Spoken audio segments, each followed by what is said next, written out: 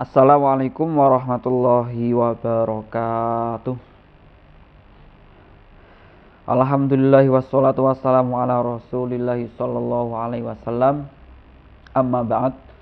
Yang kami hormati Direktur Politeknik Kudus, yaitu Bapak Haji Trisno Swandi SPD MM, yang selalu kami rindukan atas motivasi-motivasinya.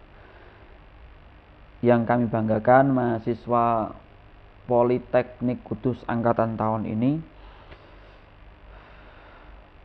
izinkan kami untuk memberikan sedikit materi kuliah agama, setidaknya agar bisa membekali untuk mahasiswa di zaman sekarang agar tidak salah arah.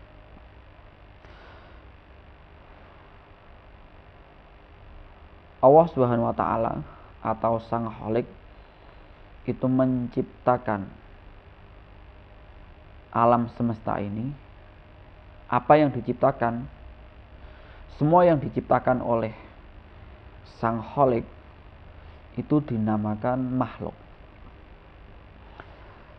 termasuk virus corona, termasuk manusia. Oleh karenanya,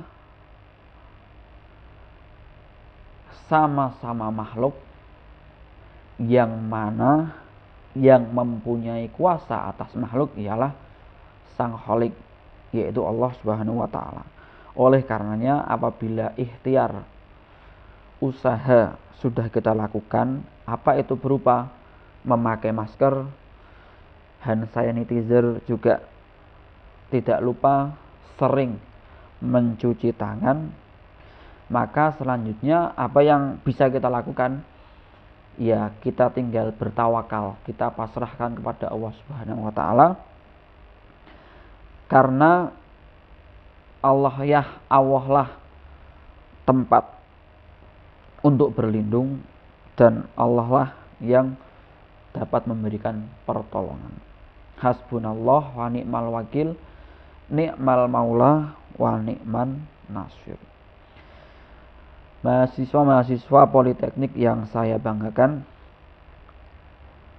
terhadap virus corona ini kita jangan sampai menyepelekan, namun jangan pula kita terlalu berlebihan. Intinya tetap disiplin dalam protokol kesehatan. Disiplin itu toh juga untuk diri kita sendiri. Mari kita sikapi keadaan ini, mari kita sikapi, kita jalani masa-masa ini dengan ikhlas, dengan tetap waspada, dan semoga kita semua, keluarga kita semua, saudara, teman, tetangga dijauhkan dari mara bahaya, dari bala, dari virus corona. Amin amin ya rabbal alamin. Mahasiswa yang saya banggakan, kemarin kita sempat ketemu sebentar, tapi walaupun sebentar, tatap muka sebentar, itu yang menjadikan sah bahwa pembelajaran kita membahas tentang agama ini sah secara pembelajaran agama. Sah bagaimana? Karena belajar agama memang tidak boleh secara, atau tidak boleh berguru yang gurunya itu tidak dalam satu majelis. Tidak satu majelis, tidak bertatap muka. Karena belajar agama itu harus mengetahui siapa gurunya jelas, dan bisa saling melihat apa yang diucapkan oleh dan apa yang disampaikan oleh pemateri atau ustadz atau dosen itu. Itu yang sedikit kemarin saya sampaikan. Saya melanjutkan tentang itu. Apa itu? Ya, sebagai bekal besok kamu akan melaksanakan ujian akhir semester. Walaupun kita hanya berjumpa satu kali, berjumpanya lewat grup WA, semoga tidak menjadikan silaturahim itu terputus. Dan semoga di suatu waktu nanti kita akan dipertemukan, akan diperjumpakan dalam keadaan yang lebih baik, dalam majelis yang lebih kualitas, yang lebih mulia lagi. Yang pertama, yang sedikit akan saya sampaikan, ini tidak banyak ya, yaitu tentang tadi konsep penghambaan seorang makhluk yang benar. Ini yang sering salah kaprah di masyarakat luas.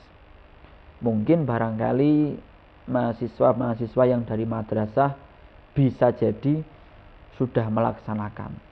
Namun banyak pula yang justru keluaran pondok, alma mater madrasah, konsep penghambaan ini belum bisa maksimal. Jadi begini, ada ikhtiar. Ketika kita sudah ikhtiar, berusaha, terus kita tawakal. Tawakal itu ialah memasrahkan kepada Yang Maha Esa, pasrah kepada Allah Subhanahu wa taala. Setelah itu kita harus mulai ikhlas. Ikhlas bagaimana? Ikhlas ini apabila keinginan kita, cita-cita kita, atau doa kita, angan-angan kita ini apabila diijabahi atau terkabulkan, oke, kita bisa ikhlas dan menjalannya dengan ikhlas. Kita pun berusaha ikhlas kalau memang doa kita, cita-cita kita, keinginan kita belum terkabulkan. Ikhtiar, tawakal, ikhlas. Kalau sudah tiga ini, tinggal kalau memang terkabulkan berarti harus syukur. Kalau belum terkabulkan, kita semua harus sabar. Insya Allah kalau tahapan 3 tadi sudah kamu lampaui, apapun hasilnya, baik sukses maupun tidak sukses, kamu pun akan sudah siap, sudah siaga, bahasa mudahnya sudah siaga. Konsep penghambaan ini ya, kita tahu, mungkin yang di madrasah sudah pernah mendengar, ada kaum Mu'tazilah, ada kaum Jabariyah. Kaum Mu'tazilah itu ialah orang-orang yang mempercayai ikhtiar itu menentukan hasil. Ikhtiar tok, nak gak ikhtiar ora sukses. Begitupun sebaliknya, kaum Jabariyah ini orang yang tawakal tok, pasrah tok, ora ikhtiar, tidak ikhtiar sama sekali. Kalau kita jangan sampai di dua-dua ini, tapi di tengah-tengahnya. Di tengah-tengahnya bagaimana? Ikhtiar kita laksanakan dan kita harus bertawakal. Tawakal. Dalam doa kita, ingat, jangan sampai kita angkuh. Jangan sampai kita sombong. Jangan sampai kita gumede. Kalau sombong terhadap manusia jelas, Tapi banyak yang belum difahami. Dengan Sang Khalik pun kita tidak boleh angkuh atau gumede atau sombong. Contoh begini ya. Ya Rabb, ya Tuhan kami, saya sudah melaksanakan protokol kesehatan, sudah begini. Mohon agar, nah, itu angkuh karena kamu menampakkan dudohke semua apa yang ikhtiar kamu. Ingat, ikhtiar hukumnya wajib, tapi yang punya kuasa itu ialah Sang Khalik. Itu hak prerogatif Allah Subhanahu wa taala. Terus berarti ikhtiar kita tidak ada gunanya. Bukan tidak ada gunanya. Ikhtiar itu ialah simbol sungguh-sungguh kita. Ikhtiar itu, usaha itu ialah bentuk dari doa kita. Kalau memang belum terpenuhi, harap bersabar, ikhlas, sabar. Pasti ada hikmahnya. Tapi kalau memang terkabulkan, terijabahi, harus syukur. Ingat, jangan sampai kufur. Innallaha la yuhibbu kulla muhtalin fakhur. Ya, ini saya ambil dari surat Luqman ayat 18. Wallahu a'lamu bimuradih. Innallaha la yuhibbu. Sesungguhnya Allah itu tidak menyukai, ya, kulla muhtalin, orang-orang yang sombong. Tiap-tiap orang yang sombong. La yuhibbu kulla muhtalin dan la yuhibbu kulla fahurin. Fahurin apa artinya? Ialah orang yang membanggakan diri, baik kepada sesama manusia maupun kepada Allah Subhanahu wa ta'ala. Jadi ini yang jarang-jarang diketahui oleh masyarakat luas. Karena biasanya banyak orang yang berdoa itu, ya gimana, doanya itu memaksa kepada Sang Khalik.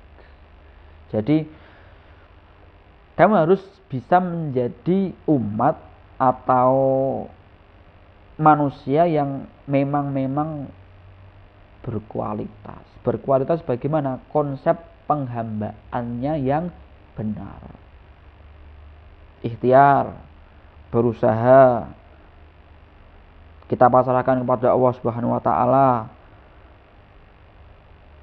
Kita ikhlas menjalani, siap mempersiapkan diri.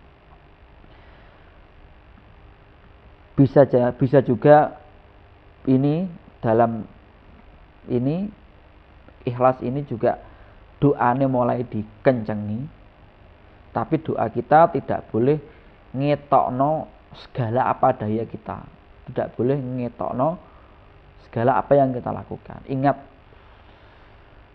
makhluk itu kecil di mata Sang Khalik. Saya kasih contoh satu lagi. Apabila manusia atau makhluk di seluruh muka bumi ini tidak beribadah kepada Allah Subhanahu wa taala, apakah Allah itu merugi? Seumpama umat manusia di muka bumi ini tidak ada yang melaksanakan sholat, apakah pangeran Gusti Allah itu akan susah? Tidak susah sama sekali. Tidak merugi sama sekali. Karena apa? Sholat ini sejatinya, ibadah kita ini sejatinya itu kembali kepada diri kita lagi, yaitu sebagai doa. Kalau kamu menjalankan sholat hanya sekedar melaksanakan perintah, itu baru tingkatan yang awal, baru tingkatan dasar. Tapi kalau sudah memahami bahwasanya melaksanakan perintah, melaksanakan sholat 5 waktu, menjalankan puasa, itu bukan hanya sekedar perintah, tapi apa? Kembali kepada diri kita sebagai seorang hamba, sebagai seorang makhluk yang taat dan patuh kepada Sang Khalik, kamu naik tingkatan lagi. Tapi ingat, tidak boleh angkuh atas semua ibadahmu. Tidak boleh gumede atas disiplin atau sregepnya kamu dalam beribadah. Ketika berdoa, kita harus merasa paling hina, merasa paling kecil di hadapan Allah Subhanahu wa taala. Itu kuncinya yang membedakan mungkin apa? Kalau ada kaum santri atau kaum abangan, mungkin yang kaum abangan belum memahami tentang ini. Tapi kalau kaum santri insya Allah sudah tahu ya konsep penghambaan yang benar. Apapun upaya kamu, apapun usaha kamu, itu jangan sampai mbok laporke atau mbok pamerno ning ngene Gusti Allah Subhanahu wa taala. Karena apa? Kekuasaan yang menentukan itu ialah Allah Subhanahu wa taala. Kita tidak bisa memaksa, ya hanya bisa berdoa. Karena Allah yang menentukan. Hasbunallah wa ni'mal wakil, ni'mal maula wa ni'man nasir. Itu Allah tempat kita berlindung, dan hanya Allah yang dapat memberikan pertolongan. Ya. Selanjutnya, setelah konsep penghambaan, saya lanjutkan sedikit ya. Ikhtiar, tawakal, ikhlas, hasilnya sabar atau syukur. Ketika kamu syukur, jangan sampai jatuh kepada kufur. Kufur itu bagaimana? Mengekspresikan kegembiraan, mengekspresikan kebahagiaan dengan cara yang salah. Salah bagaimana? Ketika kita mendapatkan rezeki, kita mendapatkan kesempatan bekerja di tempat yang bagus, kita mendapatkan apalah yang memang benar-benar kita harus syukur, malah kita merayakannya dengan sesuatu hal yang salah. Hal yang salah itu ya bagaimana? Ya kemaksiatan atau sampai jatuh ke dosa besar. Itu kufur nikmat. Harus mengekspresikan kebahagiaannya harus yang benar. Yang benar itu bagaimana? Semua apa yang dilakukan harus dalam apa? Tatanan agama yang benar. Jangan sampai kamu mengekspresikan ini sehingga melupakan agama, melupakan Allah. Tuh, ya. Tadi kan kemaksiatan, perbuatan dosa, begitu. Jadi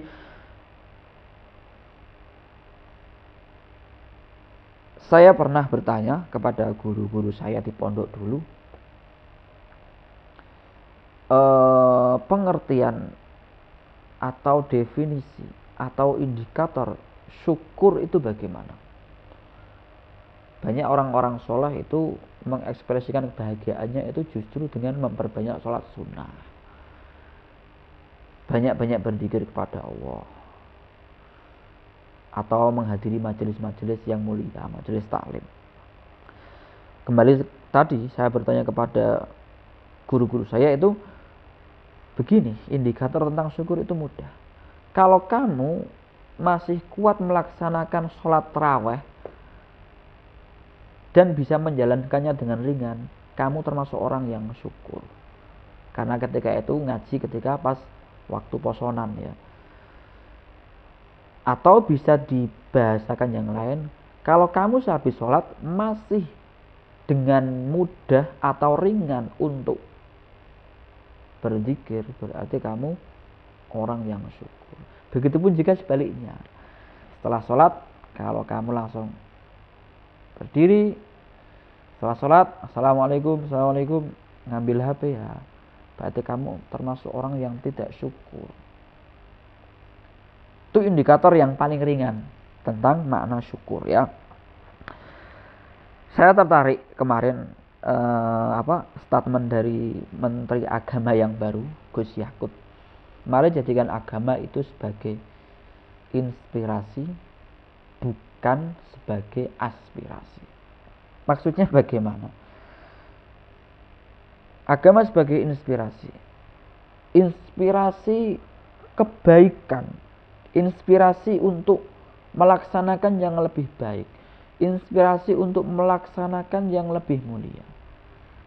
Kalau aspirasi itu apa? Aspirasi itu kehendak. Persamaan kata aspirasi itu kehendak. Atau aspirasi itu usulan. Aspirasi itu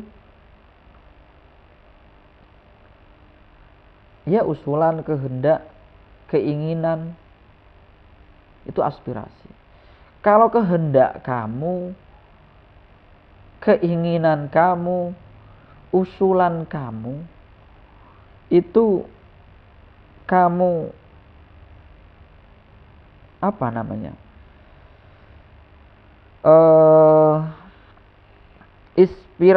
Aspirasi kamu, usulan kamu itu kamu balut dengan agama. Padahal agama sudah ada tatanannya, sudah ada hukumnya. Tapi kalau seenak kehendak kamu, seenak keinginan kamu, itu bukan tatanan agama, tapi tatanan yang kamu buat sendiri. Itu saya tertariknya di situ. Oleh karenanya kalau agama sebagai inspirasi, itu toleransi akan muncul, kasih sayang akan muncul, menghadapi siapapun akan bagus, akan baik.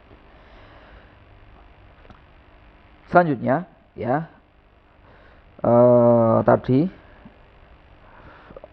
ikhtiar, tawakal, ikhlas, sabar atau syukur.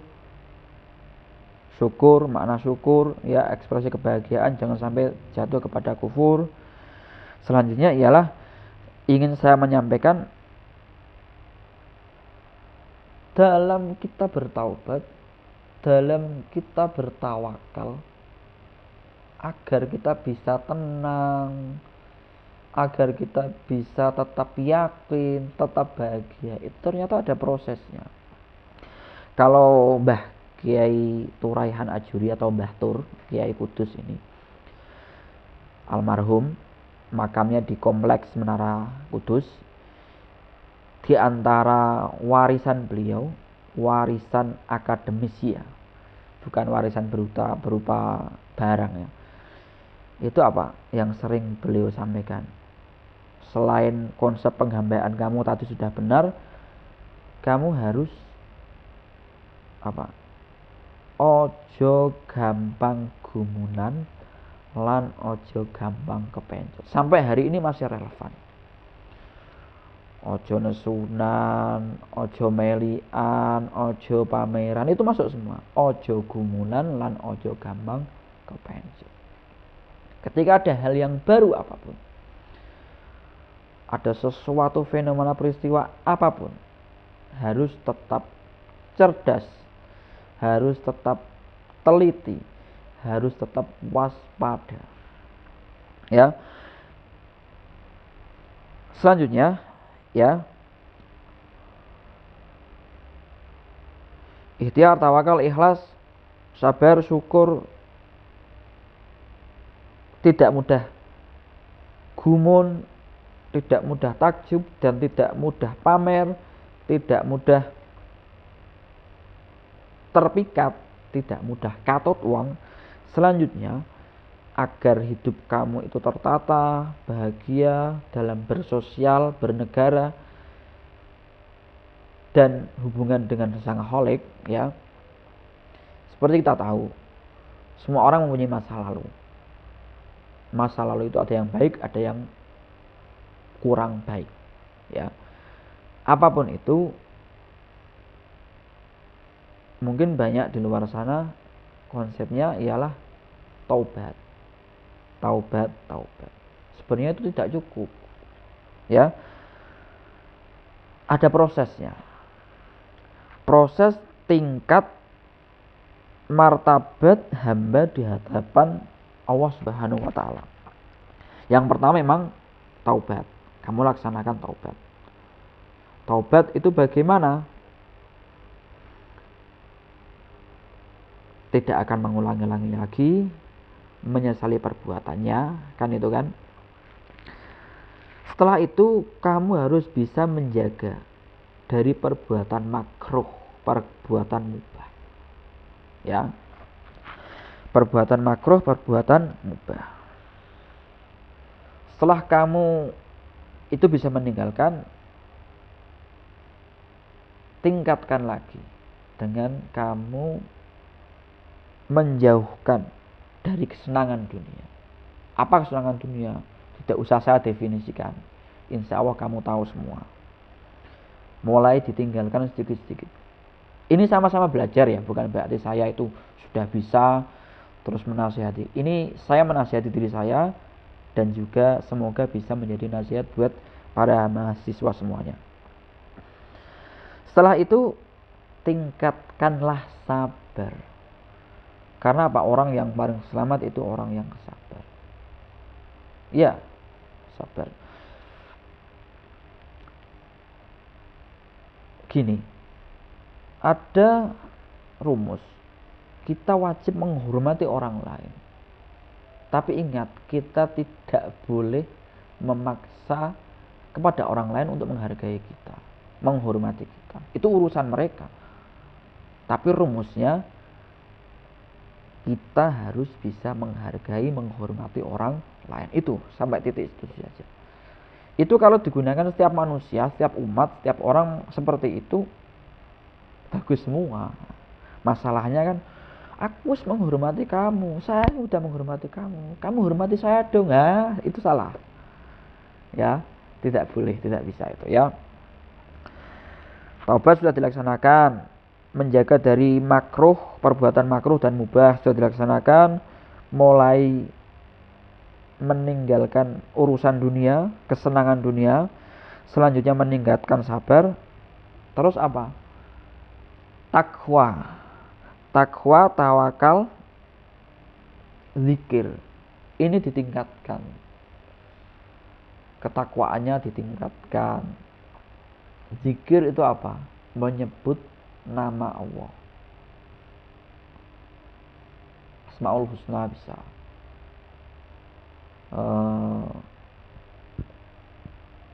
Wirid itu. Dan yang paling inti ialah kita harus bermuhasabah atau bermuraqabah. Banyak-banyak introspeksi diri. Bagaimana itu? Ingat tadi, kita seorang hamba kecil di mata Sang Khalik. Kita harus bermuhasabah. Itu jangan sampai lupa. Kita itu siapa?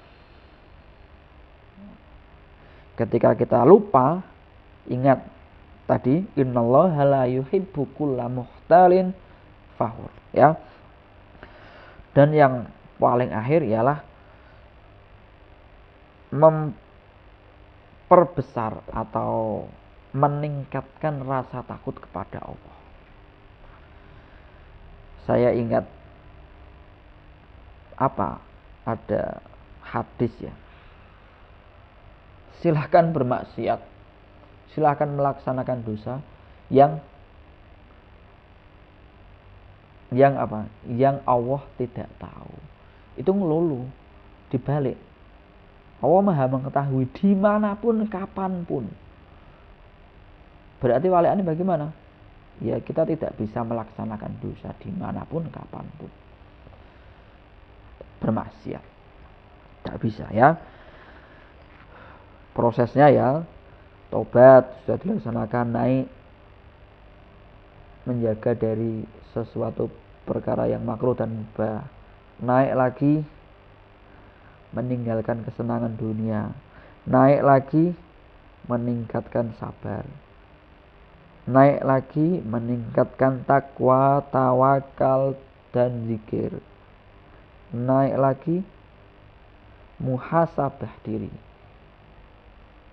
Muhasabah diri atau introspeksi diri. Yang paling terakhir ialah kita harus bisa membesarkan atau menampakkan rasa takut kepada Allah Subhanahu wa taala. Itu ialah proses tingkat martabat manusia atau seorang hamba di hadapan Allah Subhanahu wa taala. Selanjutnya saya akan membahas tentang agama, seni, budaya, dan negara. Saya kasih sampel, saya kasih contoh. Batik. Batik ini seni, budaya, atau agama. Tentunya batik ini ialah kesenian atau yang menjadi budaya. Kita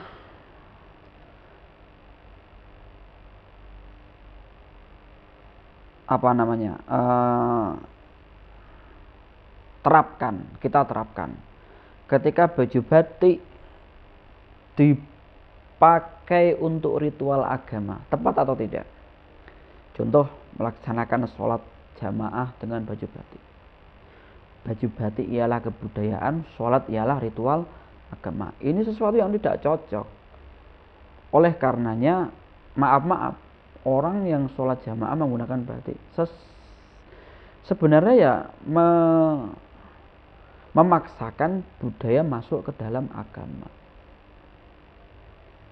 Secara pandangan agama tidak boleh, karena sholat itu kesunahannya itu memakai baju putih atau yang polos. Kalau baju batik, misalkan sholat jamaah yang belakangnya akan tidak fokus, itu batiknya bagaimana, cara batiknya bagaimana, struktur batiknya bagaimana, itu begitu. Budayaan, ritual agama. Contoh lagi, simbol-simbol agama. Nama Asmaul Husna bagus, tapi kalau kita aplikasikan, kita terapkan, contoh kaos bertuliskan Asmaul Husna bagus kalau dipajang, tapi kalau dipakai, oke dipakai. Seorang tersebut kalau mungkin maaf mau ke kamar mandi, apa sempat nyopot? Nah, apakah tepat menggunakan simbol agama digunakan baju itu apa? Gaya hidup ya, fashion ya. Tidak tepat kan? Oleh karenanya kamu harus proporsional. Proposalnya bagaimana? Ini ritual agama, ini ritual kebudayaan, atau ritual kesenian. Jangan mencampur adukan itu semua. Sempat kan kemarin ada yang rame-rame pakai belangkon. Bagaimana? Pakai belangkon bagus, tapi digunakan untuk acara kebudayaan, jangan digunakan untuk ritual ibadah. Begitupun juga, maaf, baju takwa, baju koko, mungkin jubah, rida, itu baju takwa, baju ritual agama. Digunakan untuk apa? Turun ke jalan. Tepat enggak? Enggak tepat. Karena apa? Turun ke jalan atau demonstrasi itu apa? Apakah itu ritual agama? Bukan kan? Itu aspirasi untuk negara. Ya pakai baju tentang yang umum, yang berbangsa, yang bernegara. Begitu. Ya. Kalau kamu sudah pandai memilah, itu ritual agama, itu gaya hidup, itu negara, itu budayaan, itu kesenian. Contoh lagi, baju kenegaraan kita itu berjas berpeci hitam. Padahal termasuk dari alamat muslim itu menggunakan penutup kepala atau peci. Tapi di Indonesia peci ini sudah menjadi kenegaraan. Oleh karenanya tidak semua yang memakai peci hitam, memakai jas, politisi kita itu muslim. Karena itu negara, urusannya tentang negara. Nah, kalau kamu mungkin bisa baju kenegaraan negara Arab Saudi, itu bukan yang apa namanya, tapi rida yang merah itu terus ada bundaran di sini. Itu baju negara mereka seperti itu. Itu bukan untuk ritual agama. Yang untuk ritual agama itu imamah, ya. Imamah yang dipakai Mbah Hasyim Asy'ari itu. Untuk berdakwah karena ritual agama, untuk sholat, ya, untuk dakwah, untuk pengajian boleh lah. Tapi kalau untuk urusan negara nanti dulu, ya. Ingat, kamu harus bisa mendeteksi ini konteksnya kesenian, ini konteksnya kebudayaan, konteksnya kenegaraan, atau tentang ritual agama, ya. Oleh karenanya saya itu termasuk orang yang kurang setuju, ya, simbol-simbol agama digunakan untuk pernak-pernik atau digunakan untuk kaos, topi, atau bahkan dan yang lain-lain itu, ya. Karena khawatirnya tidak bisa menjaga. Kalau kita ingin kreatif sebagai santri, sebagai muslim yang bagus, cari yang lain. Contoh apa, kubahnya jangan diambil Asmaul Husnanya atau ayat Qur'annya, jangan. Contoh beduk kan simbol tentang Islam, atau hadroh, nah, itu disketsakan buat baju. Ini seperti ini menara, dibuat hiasan di meja. Kan tidak ada asmaul mu'aldomahnya, tidak ada apa namanya, ya, tidak ada tulisan Arab Al-Quran lah. Jadi aman. Jadi ini misalkan di packing, di apa namanya, di ekspedisi atau di kurir, mau diterahkan, atau mungkin kurirnya mampir ke toilet dulu dan lain sebagainya, aman, nggak apa-apa. Jadi harap berhati-hati, ya, berhati-hati dengan simbol-simbol agama itu. Terakhir dari saya mohon maaf dan dimaafi karena tidak bisa memberikan intens memberikan pembelajaran mata kuliah,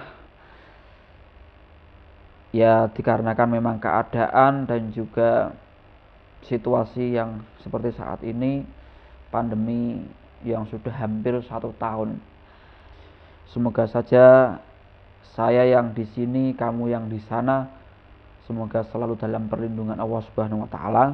Dan kamu barangkali ada mahasiswa yang memang sekarang baru melaksanakan kholwat, ya, bahasa saya itu kholwat, atau melaksanakan karantina, harap bersabar.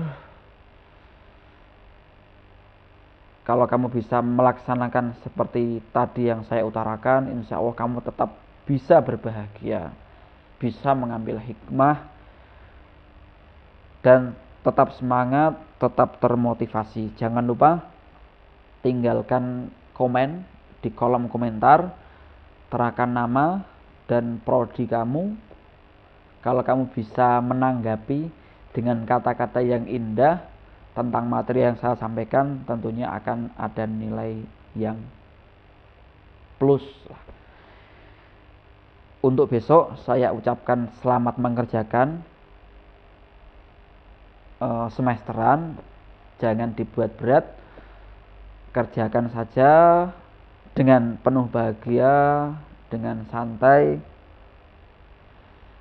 Kalau kamu menjalannya dengan ikhlas, insya Allah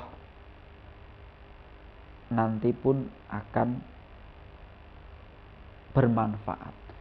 Kamu tidak usah memikirkan nilai, karena tolak ukur keberhasilan bukan hanya dinilai, tapi apa? Praktek kamu, kehidupan sehari-hari kamu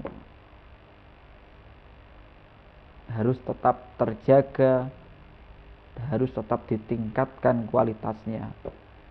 Itu ialah tolak ukur keberhasilan mata kuliah agama.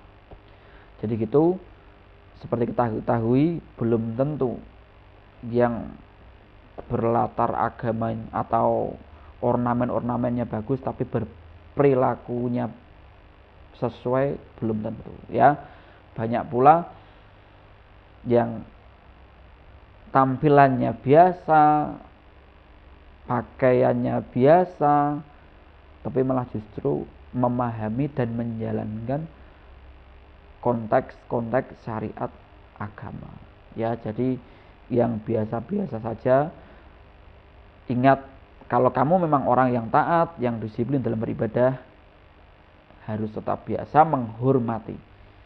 Yang belum bisa, mari tingkatkan lagi bersama saya, bersama semuanya, dan semoga saja kita akan dijumpakan kembali dalam keadaan yang lebih baik, dalam perjumpaan yang lebih mulia. Amin ya rabbal alamin. Ya, itu ya, jangan lupa komen dan berikan gagasan atau pendapat tentang materi tadi. Saya mohon maaf yang sebesar-besarnya.